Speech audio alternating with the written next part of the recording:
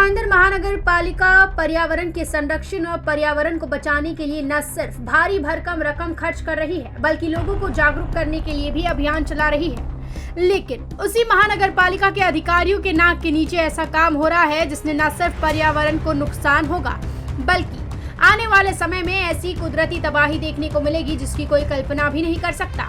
ऐसा हम इसीलिए कह रहे हैं क्योंकि मीरा भाईंदर क्षेत्र की सुरक्षा के लिए मौजूद मैंग्रोव वन को बड़े पैमाने पर विकास के नाम पर नष्ट किया जा रहा है। ये दृश्य जो हम आपको दिखा रहे हैं वो मीरा रोड के कनकिया क्षेत्र का है जहां मौजूद है मैंग्रोव वन। इस मैंग्रोव वन को बड़े पैमाने पर नष्ट किया जा रहा है।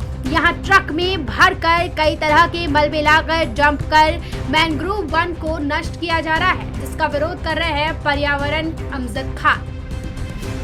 नहीं, मुझे तो सबसे पहली बात ये बताना है, जैसे मैंने बहुत सारे मेरे इंटरव्यू में बताया है कि ये जो सारा मैंग्रोव्स डिस्ट्रक्ट हो रहा है या कांदड़ वन हम जिसे बोलते हैं उसका ह्रास हो रहा है, उसको कहीं ना कहीं महाराष्ट्र शासन, लोकल म्यूनसिपल बॉडीज़ यही जिम्मेदार है। इसलिए जिम्मेदार है, मैं आपको एक उदाहरण देना चाहूँगा। आपको बांद्रा कुर्ला कॉम्प्लेक्स मालूम है, बीकेसी।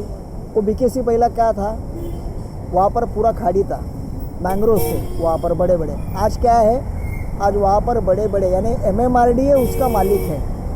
वैसे ही महाड़ा के आप मालवनी में जाओगे, जो सेक्टर है 1, 1, 2, 3, 4 ये सेक्टर है, वो सेक्टर पहले क्या थे, वहाँ पर भी खाड़ी थी। वो किसने बुझाया, तो महाड़ा ने बुझाया। अगर आप यहाँ पर नवघर में जाओगे या भाईंदर गांव में आप जाओगे तो वहाँ के मैंग्रोव्स कौन बुझा रहा है, वहाँ के मैंग्रोव बुझा रहे हैं लोकल लोग। और उन्हें प्रोटेक्ट कौन कर रहा है, तो सर्कल ऑफिसर कर रहा है, तहसीलदार ऑफिसर कर रहा है।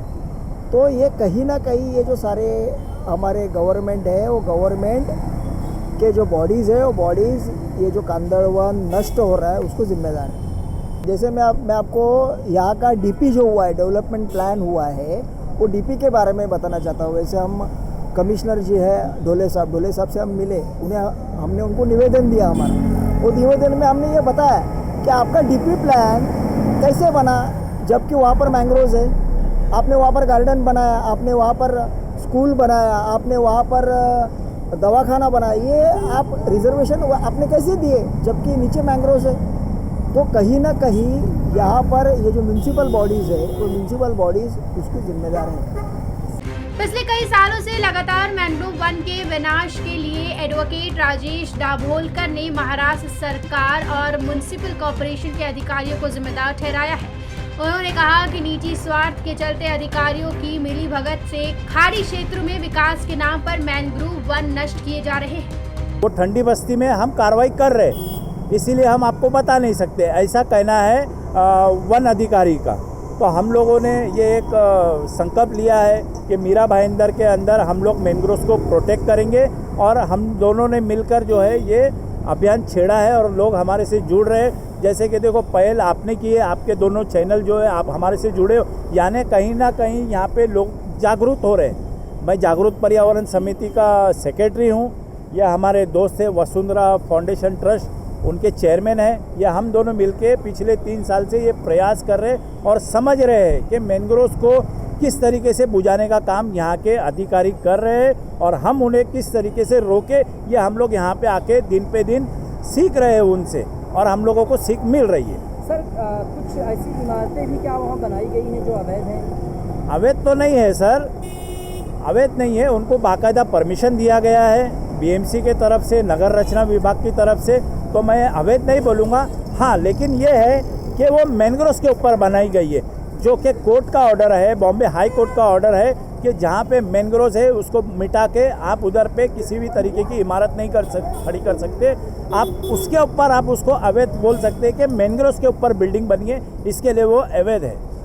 मैंग्रोव्स जिस तरीके से लगातार नष्ट करने का जो प्रयास है वो हो रहा है, आप कई सालों से इसको फॉलो कर रहे हैं, सर किसको आप जिम्मेदार मानते हैं सब चीज़ों? सर जिम्मेदार तो मैं पहले अपने आप को बोलूँगा कि मैं ही जिम्मेदार हूँ जो मैं मैंग्रोव्स को प्रोटेक्ट नहीं कर पा रहा हूँ, क्योंकि यहाँ के लोगों को पता ही नहीं है कि मैंग्रोव्स है क्या और मैंग्रोव्स कितने प्रकार के होते हैं। जैसे कि आपने मुझसे स्टार्टिंग में सवाल पूछा कि मैंग्रोव्स है क्या, महत्व क्या है मैंग्रोव्स का, तो मैं ये अभियान छेड़ा हूँ कि मैंग्रोव्स है क्या और उसी तरीके से मैं लोगों को आह्वान कर रहा हूँ कि मैंग्रोव हमारे लिए कितना ज़रूरी है, जितना कि हर झाड़ हर जो है व्यक्ति को जितना सांस लेने की ज़रूरत है।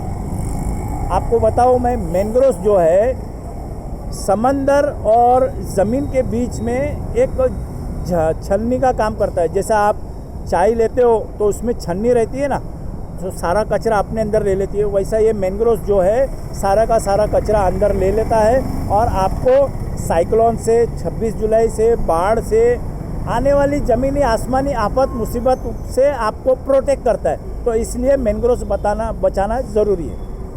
मैंग्रोव वन की सुरक्षा के लिए पिछले कई सालों से अमजद खान काम कर रहे हैं। उन्होंने कनकिया क्षेत्र में मैंग्रोव वन को नष्ट किए जाने को लेकर मीरा भाईंदर महानगर पालिका के आयुक्त दिलीप ढोले और तहसीलदार नंद किशोर देशमुख से मुलाकात कर अपनी शिकायत दर्ज कराई है। मेट्रो मुंबई न्यूज की टीम ने भी तहसीलदार कार्यालय में पहुंचकर जब अधिकारी से बात की तो उन्होंने ऑन कैमरा कुछ भी बोलने से इनकार कर दिया, लेकिन अगले कुछ दिनों में इस मामले में कार्रवाई की बात जरूर कही है। तहसीलदार ने बताया कि फॉरेस्ट डिपार्टमेंट और सर्कल अधिकारी ने अपनी रिपोर्ट जमा कर दी है और जल्द ही इस पर एक्शन लिया जाएगा।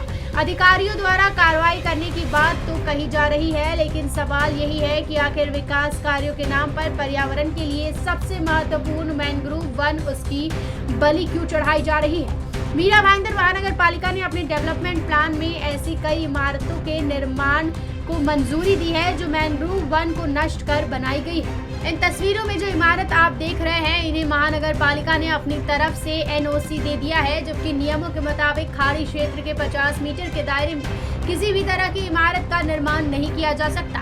जिस तरीके से निजी स्वार्थों के लिए मैंग्रोव वन को नष्ट किया जा रहा है, इससे आने वाले समय में ऐसी कुदरत की तबाही देखने को मिलेगी जिसे रोक पाना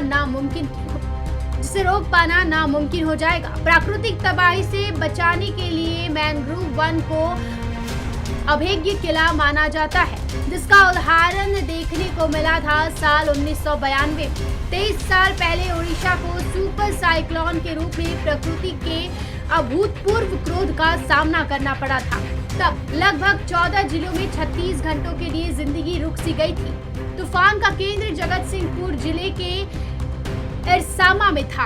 सुपर साइक्लोन में हुई तबाही इतनी अप्रत्याशित और डरावनी थी कि 10,000 से भी ज्यादा लोगों की मौत हुई थी और उसमें कई क्षेत्रों को पूरी तरह से तबाह भी कर दिया था।